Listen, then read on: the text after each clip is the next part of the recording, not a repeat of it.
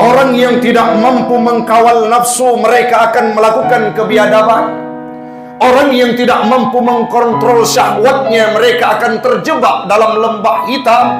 Ini semua dihadirkan solusi oleh Allah Ta'ala. Apa itu Ustaz? Syahrul Ramadan sebagai solusi untuk memperbaiki orang-orang yang sudah salah jalan di dalamnya.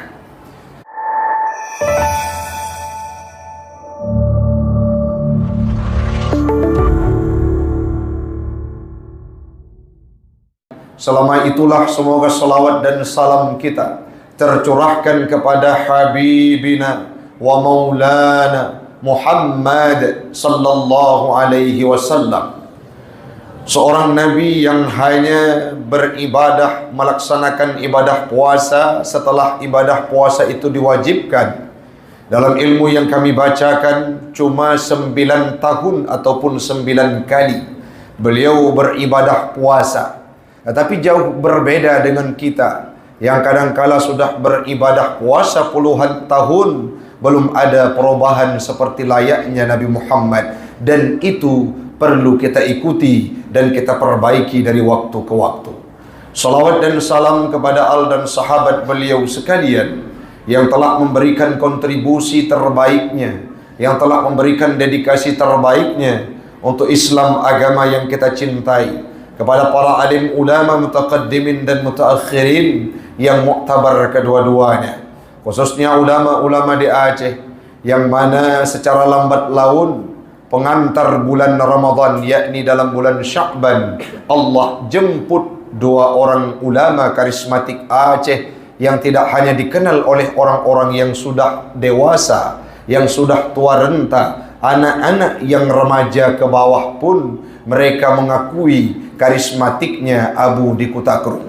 Namun malam ini hanya tinggal nama. Berapa banyak ulama-ulama yang telah dipanggilkan oleh Allah, semoga akan lahir kembali ulama-ulama tersebut di bawah Masjid Al-Mabrur yang kita cintai ini. Jamaah sekalian, sekeyakinan seakidah yang kami muliakan, semoga duduk kita pada malam yang ketiga Ramadan ini menjadi duduk yang dipersaksikan oleh malaikatnya Allah di hadapan Allah nantinya, untuk semuanya kita dikumpulkan dalam surganya Allah, yakni Jannatul Firdaus, Jannatul Ma'wa. Amin, amin ya Rabbal Alamin. Jamaah sekalian, adun yang luntuan pemulia, kita melihat fenomena yang terjadi di alam raya sekarang ini, termasuk wilayah kita secara khusus di Aceh. Apa yang menjadi titik poin pandangan kita Ustaz? Bagaimana gencarnya kemaksiatan, bagaimana frekuensi meningkatnya angka-angka kejahatan, bagaimana orang-orang sudah mampu mempublikasi kemaksiatan secara terang-terangan, dan itu terus terjadi dari waktu ke waktu. Rasanya tidak ada kapan waktu untuk mereka berhenti. Tidak hanya orang-orang yang dari luar datang melakukan hal tersebut, tetapi kerap di kalangan kita, baik itu para kaula remaja, orang yang sudah tua, orang-orang yang berada, yang sudah lansia pun kadangkala mereka juga terjebak dalam kemaksiatan, tidak mengenal ruang dan waktu. Baik itu dengan judi online-nya, baik itu dengan sabu-sabunya, baik itu dengan prostitusinya, baik itu dengan rampok dan mencurinya. Yang elit politik, orang-orang yang tergabung dalam komunitas, dalam instansi pemerintah, mereka juga kadangkala tidak terlepas dari sebuah kemaksiatan, kebiadaban, yaitu gencarnya melakukan korupsi oleh orang-orang yang disebut dengan tikus berdasi. Apa yang ingin kita sampaikan? Ini merupakan fenomena yang sudah mewabah di kalangan kita sekarang ini. Ini merupakan pemandangan yang semakin menjadi-jadi dari waktu ke waktu, yang terjadi tidak hanya di Aceh, bahkan secara khusus di kota Loksmawe. Maka sangat bahagia kita hamba Allah jamaah sekalian. Allah hadirkan sebuah bulan yang istimewa, yang mana bulan ini menjadi penyebab utama untuk seseorang berubah, untuk seseorang meninggalkan kemaksiatannya, untuk seseorang taubat kepada Allah, untuk seseorang kembali ke hadirat Allah, kembali ke koridor yang telah ditentukan oleh Allah. Bagaimana korelasinya, Ustaz? Allah berpesan dalam Al-Quran, Ya ayyuhalladzina amanu kutiba alaikumus siyam kama kutiba alal ladzina min qablikum la'allakum tattaqun, kata Allah. Wahai orang-orang yang beriman, difardukan kepadamu berpuasa pada bulan Ramadan kama kutiba alal ladzina min qablikum, sebagaimana difardukan kepada orang-orang sebelummu, yang mana pada penghujung ayat tersebut Allah menekankan la'allakum tattaqun, pastilah engkau menjadi pribadi yang bertakwa. Bila seseorang melaksanakan ibadah di bulan suci Ramadan, berpuasa pada siang harinya, mereka mendirikan malam-malam Ramadan, maka yakinlah semua prosesi ibadah yang dilakukan oleh setiap manusia akan mengantarkan mereka menjadi pribadi yang takwa. Walaupun kalimat la'alla yang diungkapkan oleh Allah, tetapi kalau itu bersumber dari firman-Nya Allah, berfaedah tahqiq. Apa maknanya, Ustaz? Artinya pasti seseorang dengan sebab berpuasa ini menjadi bertakwa. Kenapa mereka bisa bertakwa, Ustaz, kalau melaksanakan ibadah puasa?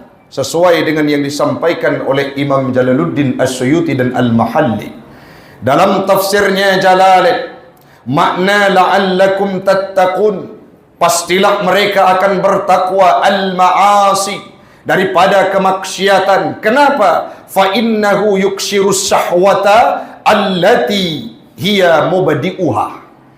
Puasa ini merupakan sebuah aktivitas yang mampu meleburkan syahwat manusia, karena nafsu itu akan tertunduk dengan puasa, nafsu itu akan terkekang dengan lapar yang kita tahan, nafsu itu akan terkalahkan dengan ibadah puasa. Sedangkan nafsu syahwat itu merupakan mubadi'uha, tempat proklamatornya, dalang dedengkotnya terjadi kemaksiatan di atas tubuh seorang manusia.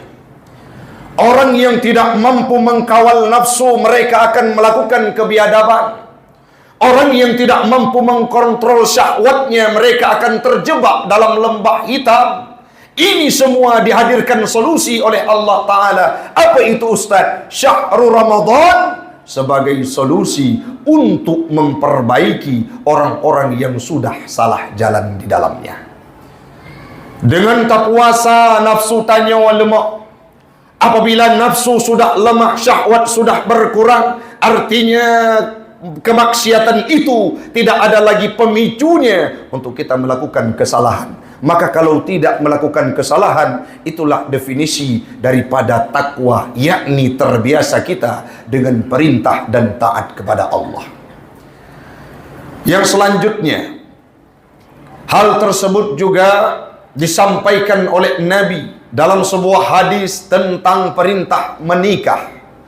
Nabi pernah berpesan, hadis ini kami bacakan dalam tafsir Ibnu Katsir, dalam Hasyiah Sawi. Bagaimana bunyinya, Ustaz?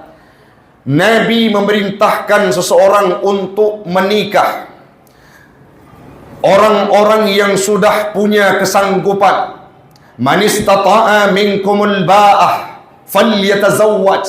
Orang-orang yang sudah punya kemampuan secara finansial, sudah punya materi, maharnya sudah cukup, tubuhnya sudah tegap, fisiknya sudah mantap, ideologinya sudah mapan, pikirannya sudah dewasa, merekalah yang dianjurkan oleh Nabi, falyatazawwaj, maka hendaklah menikah.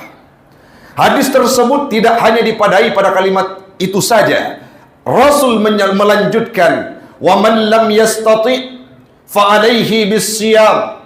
Orang-orang yang tidak mampu berpuasa, orang-orang yang tidak mampu menikah karena alasan faktor materi, belum mampu jiwanya, belum mampu fisiknya untuk membimbing seorang manusia yang dibebankan kepada kehidupannya. Apa pesan yang disampaikan oleh Nabi? Fa'alaihi bisawmi, maka hendaklah pemuda tadi yang sudah meningkat syahwatnya namun belum mampu menikah karena faktor materi dan lainnya, apa solusi yang dihadirkan oleh Nabi? Yakni puasa.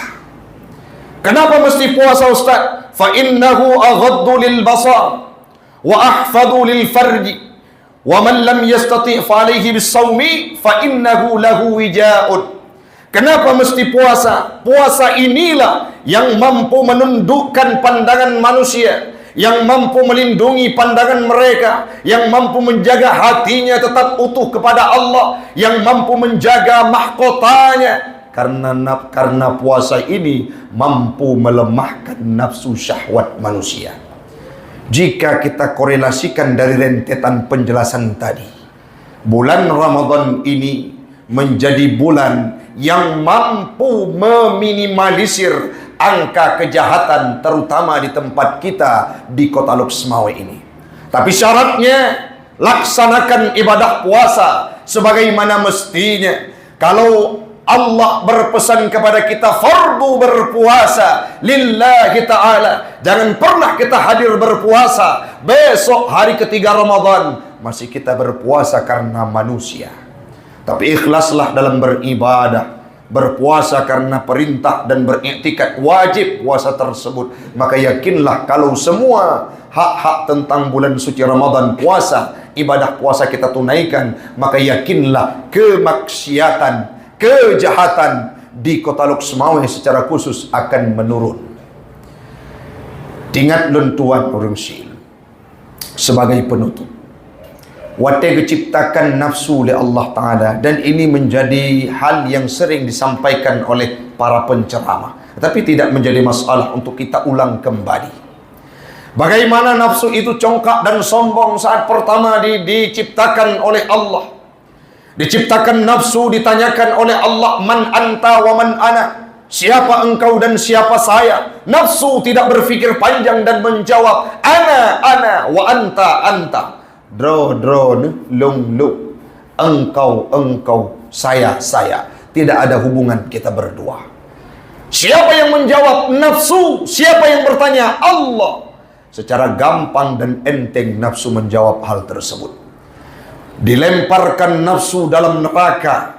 Usai beribu tahun, puluhan ribu tahun dibangkitkan kembali. Ditanyakan oleh Allah, man anta wa man ana. Tidak ada perubahan. Nafsu tetap menjawab aku, engkau. Tidak ada urusan antara kita berdua. Setelahnya diambil nafsu, dicampakkan oleh Allah dalam neraka sakar ataupun neraka lapar. Usai puluhan ribu tahun dibangkitkan oleh Allah. Ditanyakan kepada nafsu tersebut, setelah dia lapar, menahan dahaga, dicabut nikmat kenyangnya, dalam neraka tersebut tersiksa luar biasa. Saat dihadapkan dengan Allah, Allah bertanya, man anta wa man ana. Nafsu menjawab, ana abduka wa anta rabbuna. Lungnyo Tuhan ron, lungnyo hamba ron ya Allah, engkau adalah Tuhanku. Artinya nafsu itu tunduk apabila kita menahan lapar. Dalam disiplin ilmu fikih, orang-orang yang tidak stabil staminanya, orang-orang yang mentengdek tahan lapar, yang sedang berada dalam kondisi lapar, mereka tidak bisa menjamah istrinya, bahkan makruh, dan tidak bisa memutuskan suatu hukum. Kenapa? Karena emosinya tidak stabil, nafsunya tidak stabil. Maka kesimpulan yang bisa kita petik, marilah bulan Ramadan ini kita jadikan sebagai tautiah ataupun wasilah untuk terwujudnya pribadi yang takwa, dengan cara kita mengkawal, mengontrol hawa nafsu dalam kehidupan kita hamba Allah. Kalau kita sudah memenuhi segala kepanggilan Allah, kita laksanakan ibadah dalam bulan suci Ramadan ini sebagaimana mestinya, yakinlah titel muttaqin, titel takwa akan dapat kita sandang menjadi pribadi yang muttaqin usai Ramadan, dan itu menjadi tujuan akhir dari kita semua. Doa kita mudah-mudahan semua jemaah yang berada di bawah Masjid Al-Mabrur pada malam yang berbahagia ini akan menjadi pribadi yang bertakwa usai Ramadan nantinya. Mudah-mudahan kita akan mampu selalu setiap waktu menghabiskan waktu-waktu Ramadan ini dengan hal-hal yang positif dan lebih-lebih beribadah kepada Allah. Mudah-mudahan bermanfaat bagi pribadi saya dan umumnya kepada jamaah sekalian. Waktulah yang membatasi kita pada malam yang berbahagia ini. Lebih dan kurang kami mohon maaf. Hadanallah wa iyyakum ajma'in. Assalamualaikum warahmatullahi wabarakatuh.